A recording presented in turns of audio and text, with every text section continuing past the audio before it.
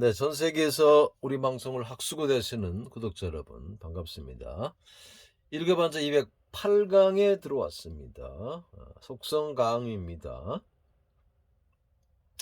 요 수건건자에서 지금 파생된 글자들을 보시는데 비슷비슷한 글자들이 있어요. 보시면 요렇게 쓰기도 합니다. 요렇게 머리 두자하고 수건건자, 머리에 수건을 동여맨 사람들이 주로 있는 장소, 시장.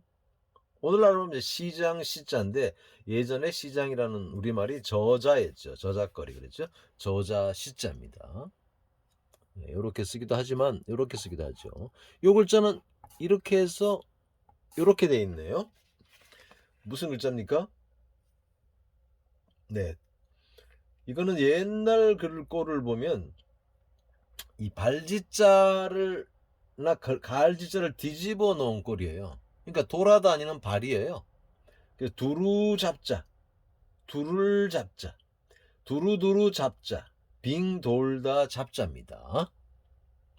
요 글자도 요 글자는 같은 글자인데 요거는 이제 앞가슴에, 여러분 그 구두방에 가시면 그 안에서 일하시는 분이 이 앞가슴에 무릎까지 내려오는 이 가죽 이 덮개를 이 차고 있는 거 보셨어요?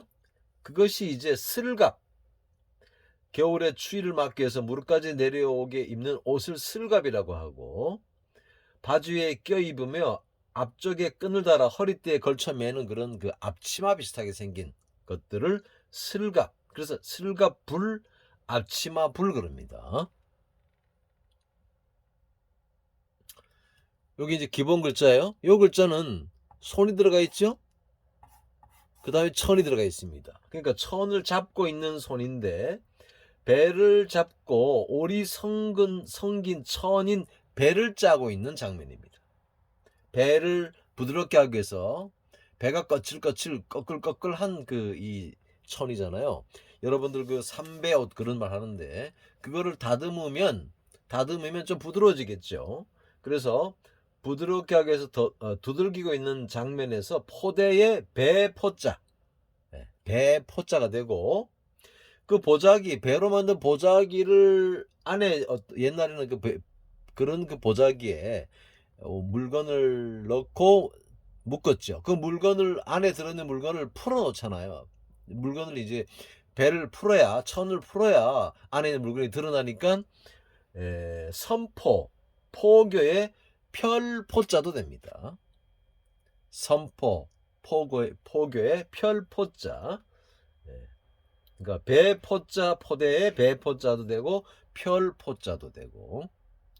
이 글자는 뭐예요? 흰 천, 흰 천, 비단 백자입니다. 흰 비단 천, 비단 백자입니다. 패백이란 말 있죠? 패백. 신부가 혼례를 마치고 시댁에 와서 시부모를 비롯해서 여러 시댁 어른들에게 드리는 첫인사를 말할 때 우리는 패백을 드린다 이러는데, 그 드린다는 말이 뭐예요? 친정에서 미리 준비해온 대추, 밤, 안주, 술, 과일 등을 상에 올려놓고 큰 절 올리는 걸 말하죠. 그러니까 그 천에다가 그런 음식들을 싸서 온 거예요. 그래서 패백이란 말이 생겨났습니다. 비단 백, 비단 백자, 비단 백자입니다. 그 기본 글자들이에요. 이 기본 글자들에서 이제 다른 글자들이 파생합니다. 저자에서 사람들이 싸워요. 예? 시장통에서 사람들이 싸웁니다. 시장통이 가장 시끄럽죠? 야료란 말 들어보셨죠? 야료 부르지 마. 까닭없이 트집을 잡고 함부로 떠들어대는 짓을 야료라 그럽니다. 약간 달리 사용하는 경우도 있습니다만, 야료 부르지 마. 야료, 시끄러울 료자입니다. 자, 슬갑을 가슴팍에다가, 우리가 보통 앞치마를 걸치잖아요. 그러니까 사람의 이 몸에 슬갑처럼 양쪽으로 이렇게 나누어져 가지고 달려있는 신체 기관이 폐렴 폐결핵의 허파 폐자입니다. 허파 폐자예요. 앞치마를 입고 있었기 때문에 앞치마에 물을 흘리도 닦으면 됩니다. 비 쏟아질 폐자, 넘어질 폐자, 늪폐자, 전폐라는 말이 있어요. 거의 들어보지 못한 말이겠죠. 자, 비단을 만드는 이 비단의 재료는 목화일 수도 있어요. 목화는 비단을 생산하는 열매, 목화면자입니다. 달리게 나무로 본 거예요. 목화면. 비단 천을 만들어내는 나무에서 달린 목화로 솜을 만들었고 그 솜을 이용해서 비단을 짰잖아요. 그러니까 비단을 열리게 만드는 나무, 비단이 열리는 나무로 여겨갖고 면화의 목화면자입니다. 그렇죠? 네. 그 목화 실로 짜서 그 실이 목화열매로 만든 실이 무명실인데 그 무명실의 원료가 되는 비단으로 여겨진 솜이 바로 뭐예요? 그게 면제품, 면내의 면증말 때 솜면자입니다. 이 비단도 색깔이 흰색도 있고 보통 우리가 비단 그러면 아주 황금색이 나는, 그래서 누런 금속을 집어넣으면 이 글자가 뭐예요? 비단 금자입니다.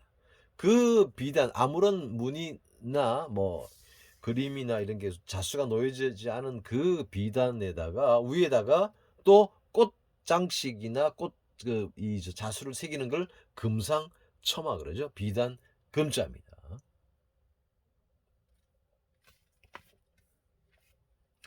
요 글자가 배포자인데 요 배포자에다가 자세히 보세요. 하나, 둘 이렇게 생기고 이 글자가 들어간 게 있어요.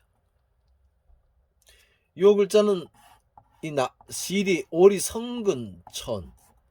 여러분 오리성근천은 배죠.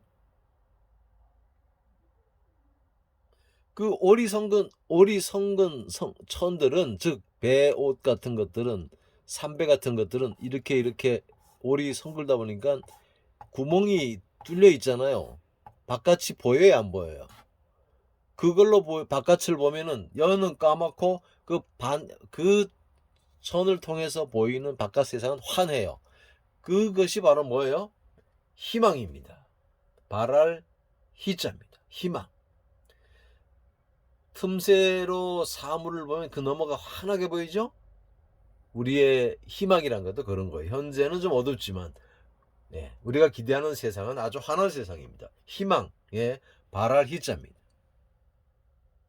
그러니까 듬성 논에 가면은 벼가 있어요. 이 농경지에 농작물이 빼곡히 있어야 되는데 듬성 농작물이 있어요. 그러니까 뭐예요? 이게 희소가치의 드물 희자입니다. 희한하게 생겼다. 희소가치의 드물 희자입니다.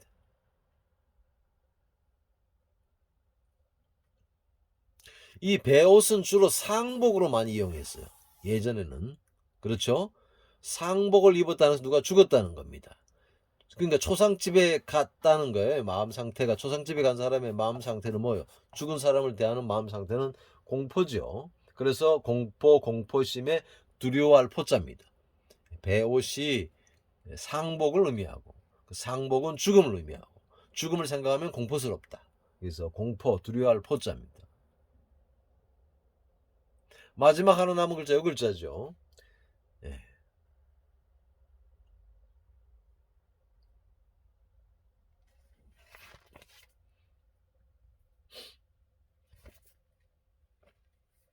요것이 이제 발짓자나 갈짓자를 뒤집어 놓은 꼬리에서 두루를 잡자, 두루두루 돌아다니는 빙 도는 잡자라 그랬죠.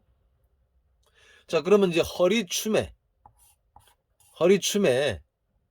빙 둘러가지고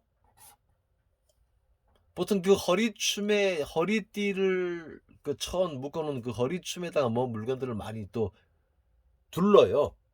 거기다 뭐 엽전도 끼워놓고 목까지 가게 뭐 여러가지 막 느릿떠는 장신구들을 두렁두렁 매달아 놓은 거야. 그 매달아 놓은 모습의 사람, 예, 그런 걸 차고 있는 사람. 그래서 찰패자, 진일패자, 노리개 패자입니다. 폐물이란 말이 있어요. 노리개가 같은 말입니다. 사람의 몸치장으로 차는 기금속 따위로 만든 장식물, 가락지, 팔찌, 귀걸이, 목걸이 따위를 폐물이라 그래요. 그 패자가 찰패자, 어디에 차요? 허리춤에. 진일패자, 어디에 지내? 몸에 지냈죠. 노리개 패자. 예. 근문을 보시면 허리띠에 매달아 놓은 옥장식과 사람의 모습임을 알 수 있어요. 폐옥이라고 합니다. 찰패자, 진일패자, 노리개 패자입니다. 이렇게 해서 수건 건자를 통해서 이런 많은 글자가 탄생합니다. 자세한 강의는 208강에서도 봐주시고 이 글자를 통해서 복습해 주시기 바랍니다. 수고하셨습니다.